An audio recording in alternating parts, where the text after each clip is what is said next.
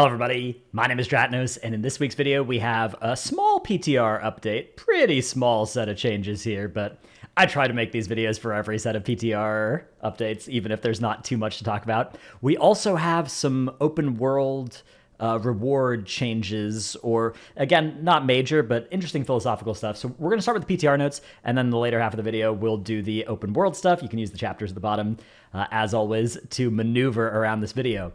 Up first, we have Druid. We've got a buff coming to Swiftmend, and then Wild Growth, Rejuve, and Regrowth also all getting 15% just HPS increases for Druid. Not the sort of thing that we focus on too much on this channel is these sorts of percent changes, which that's most of the changes today, so that's what's going on there. A little bit of buff to Resto Druid. Evoker, Dev, Eternity Surge damage is going up, so this is single target and AoE.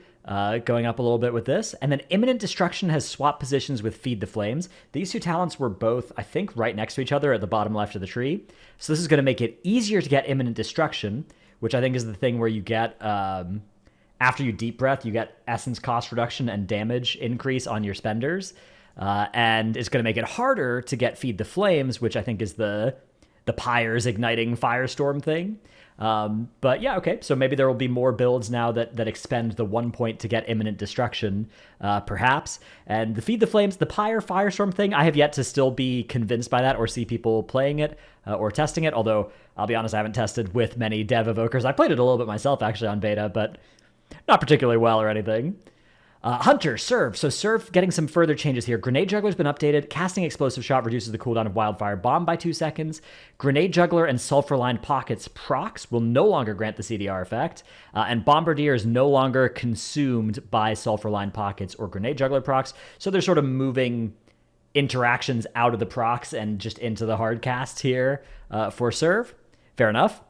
Mage. Okay, unsurprising to see Arcane here. Arcane was by far the top performer of last week's beta build. If you look at any of my testing videos, for instance, from last week, you will see a lot of Arcane Mage at the top there. High Voltage base chance decreased to 10% from 20. Proc chance per failure increased to 10% was 5. Okay, so High Voltage, it's actually getting a compensation buff here. It's going to be increased as you get past that 2 failure point. You're going to have a higher chance, but it's going to have a lower chance of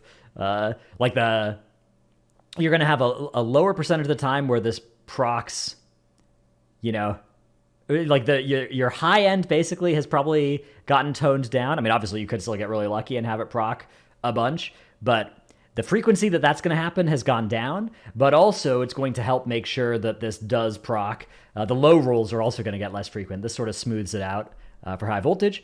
Ether Attunement is basically just getting a reversion. Last week they changed this from 150 to 150, 100, and now they're changing it back to 150.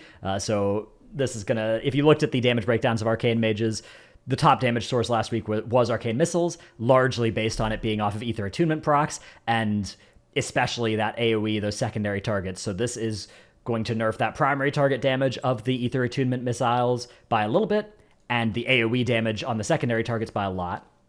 Fixed an issue that was allowing procs such as Orb Barrage and Energy Reconstitution to generate clear casting, so a lot less clear casting there as well, because clear casting now triggers as a percentage of mana spent, or as a function of mana spent, rather, I think. So this is something that is going to make it so that it proccing off of stuff that didn't cost mana like it did was making you get a lot more than you were supposed to.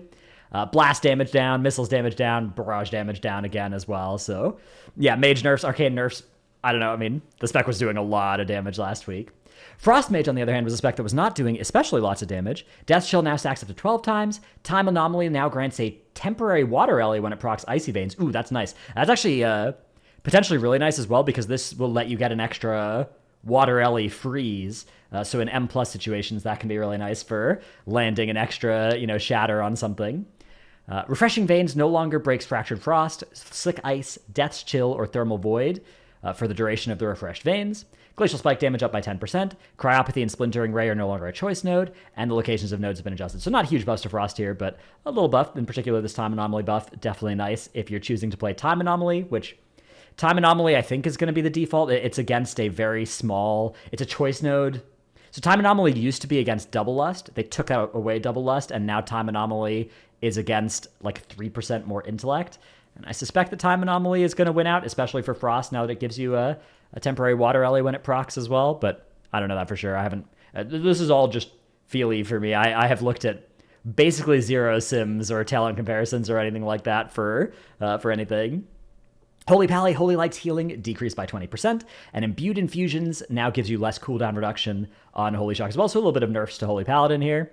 And then Shaman, they reverted the Elemental Blast damage nerf to enhancement last week, and Resto, now Torrent, increases Riptide's initial healing by 20%, and crit rate by 10%. So Shaman here...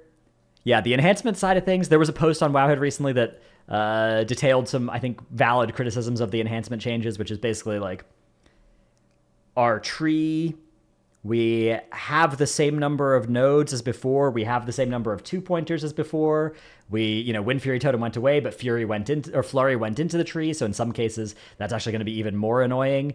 And now we're moving into an expansion where we have hero talents, which ask us to take an extra talent or two somewhere. So effectively, we are under more talent point pressure and constraints than we were in Dragonflight, in a world where most other specs are getting quality of life increases rather than decreases in the spec tree. And I do think that's a valid criticism. I think that enhancement are in a place where the core of their build is still very good and compelling, but it would benefit tremendously from like 2 more talent points being available in the spec tree. So that could be accomplished by making some of those 2-pointers 1-pointers, by moving around stuff such that you're not pathing through things you don't want, but you're pathing through things you do want. Or in particular, like there's some interesting quality of life because, if you've got a single target build and you have to path through AoE talents to get to your single target stuff, in some ways that feels bad. But the alternative is sometimes you get these trees where it's like, oh, I'm not taking multi-shot on single target because I don't have to. And then you kill the boss and you move on to the next trash pull and you're like, oh, damn, I don't have multi-shot, right? You'd see this with Destrolocks not having Rain of Fire, Hunters not having multi-shot, that kind of stuff. And so sometimes you get these builds where it's like, yeah, my single target build, literally the AoE doesn't function here. And I actually think that that isn't good. I think that there should be, I think you should be able to AoE with your build, regardless of if you're playing a single target build or not. And then if you want to specialize into AoE, it should be things like improved multi-shot type stuff, not getting the multi-shot ability. And I think enhancement definitely you have some builds where the AoE and single target specialization choice feels a little bit too much. Okay, then the other changes, as mentioned, weekly cash rewards. So you guys remember like the Trial of Storms and the Trial of Elements and stuff in Dragonflight? Those are in War Within as well. There are 6 of them. The Earthen Theater, Awakening the Machine, Spreading the Light, Ajkahet Pact, Special Assignment World Quests, and Weekly Quests in Dornegal, basically. That these are kind of that highest tier of open world content rewards, separate from Delves. Delves are also aimed at the type of player that is doing those things. Those are both options available to you to gear. And so in this week's beta build, you'll see that those sorts of weekly caches have text indicating they give adventurer gear when previously they rewarded veteran gear. We want to let you know how those caches are going to work. So the first 2 that you get from any source, whether you get them from one of those world events, whether you get them from special assignment world quests, which are basically emissary quests. These are world quests that show up in a zone and unlock once you complete like 3 other world quests in that zone. So they're disguised emissary quests, basically. And the major weekly quest in Dornegal. The first 2 you get from any source will give you a piece of gear. And if it's one of the first 2 caches and the season 1 hasn't yet begun, it'll be adventurer gear. And once season 1 begins, it'll be veteran gear. So that you don't have to do all of this to maximize your veteran gear in the first few weeks if you're somebody who is going to be able to do, say, the content that rewards champion or hero track gear in the first few weeks. So that's not something that you're going to have to do. But once the season does start, you can start getting the veteran track gear. I think this is really clever. I think that, other parts of the game are gated in what you can earn in the first 2 weeks, right? You can't enter Mythic Raid, Heroic Raid, Normal Raid. You can't enter Mythic Dungeons and stuff right at the start of the expansion. And so you don't want the open world gear to be like super duper insane compared to that all the stuff that you can't do yet, right? So you can either just have the open world gear suck, or you can make the open world gear nerfed at the start and then buff it once the other content comes out. And that way people who don't care about doing M+, who don't care about doing raid, can still end up getting gear like that veteran track gear. So I think this is really clever. I think this is good. Plus, the first 4 caches you get from any of these sources will give you 100 coffer key fragments, which can let you get coffer keys, which you can use in delves. And this is not explained in the tooltip, but it's, that rule is on these. Any cache that says the first 2 per week have gear, the first 4 per week will have coffer key fragments.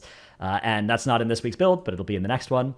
And so that also, the contents are determined when the cache is awarded, not when you open it, so there's no reason to hoard, which is good. I feel like with these sorts of systems, 98% of the time, Blizzard implements this, but only like 20% of the time do they tell us in advance. So everybody always stockpiles, and then it doesn't actually give you any benefit anyways, but you feel like you're supposed to because 2% of the time they forget, and there is a benefit for stockpiling. So it's nice that they say this, although there are going to be people who don't trust this and who are still like, ooh, maybe if I hold on to it, it'll have veteran track gear if I open it on the 4th week instead of right when I get it. So I don't know. I mean, there have been bugs like that in the past. So anyways, philosophically, this is a shift from Dragonflight. In Dragonflight, the game asked you to complete specific quests, right? Earn 1,500 rep, plant 5 seeds, complete a super room to get veteran gear from outdoor content. That was good. Making sure outdoor players have access to that level of gear is definitely a positive. But we think War Within can do better by not requiring specific activities. Instead, you'll be able to complete your choice, 2 of 6 to maximize the veteran gear, 4 of 6 to maximize the coffer keys, and you can choose whichever ones you like. If there's a zone you don't like, an activity you don't enjoy, we don't want you to feel like you're going to be left behind for not doing it. Outdoor activities are meant to be approached on your own terms, based on your own preferences. I think this is great. I think that this is, the fact that you had very specific things that you had to do to get that veteran track gear in Dragonflight. You would be sitting there doing your researchers under fire, or doing your super bloom, or doing one of those sorts of activities that, because it was a source of veteran track gear, and if you didn't do that, you were losing that source of veteran track gear. Now instead, you can just be like, oh yeah, I've done my 2 of these for the week, right? Like, I don't have to get the other ones, or I can do the 3rd and the 4th and get my coffer keys, which convert to gear from the delves as well, which, you might be doing.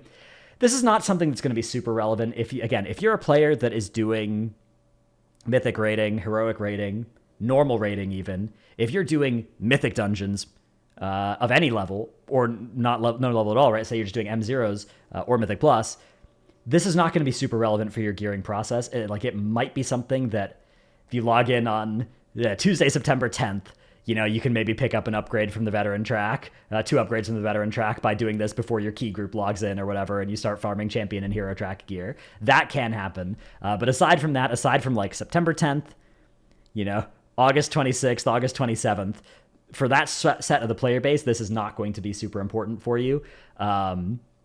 But for the set of the player base, or for alts, if you're somebody who just has an alt that you're playing single player and you're vibing on, you're doing your thing, this is going to be, I think this represents an improvement for that set of the player base. And in particular, I think this is encouraging as well, because it really does seem like Blizzard have hyper focused on, let's understand the type of player that is playing our game at end game at max level, and is not primarily a M+er or a dungeoner or a PvPer, right? And they're just doing other stuff. What are the sorts of things we can do to improve their experience? Delves are, I think, really focused at that side of the player base, but the other open world stuff that you saw them kind of doing with Dragonflight, with those cache events, the cache of storms, those sorts of things, with all the super blooms, all that kind of stuff, you can see them moving this forward into a even more hopefully friendly type of thing, where it feels like there's less obligation to do everything and more of an opportunity to do anything. So again, I'm not the type of player that this is really aimed at, but I do most of this content. I'm logged into World of Warcraft, hit the start streaming button, need to generate some content for the next 6 hours, nobody's logged in. You'll catch me doing super blooms and stuff. Like, that's the kind of thing that I do. I have done like all the Dragonflight versions of this content. It's some are definitely more fun than others. You compare things like Time Rifts and Super Blooms to, say, Zeskara Vaults and Sniff and Seeking. For me, those two were way more fun for me than the Super Blooms and the Time Rifts, for instance. So offering that kind of optionality, I think, is definitely big, because there are going to be people for whom the exact reverse is true as well. Anyways, that's just some of the changes that are coming this week with the beta build. Not so much here on this side of things, but I think that I guess one more thing while I'm at the end here. I wouldn't take this week's small set of patch notes as a sign that they are done doing any substantial changes and that we're going to move to small tuning notes from here on out, because last week there was like a 4-day weekend, and so I think that last week was probably just a pretty slow week for making things happen on beta. On PTR, it was the July 4th, so I think that this was just a smaller amount of days of work have gone into this week's PTR build than average, but I would expect that, for instance, I would be surprised if next week's PTR build wasn't substantially bigger in terms of the amount of notes than this. Anyways, let me know what you think about all this. Thanks for watching, and I'll see you in the next one. Bye.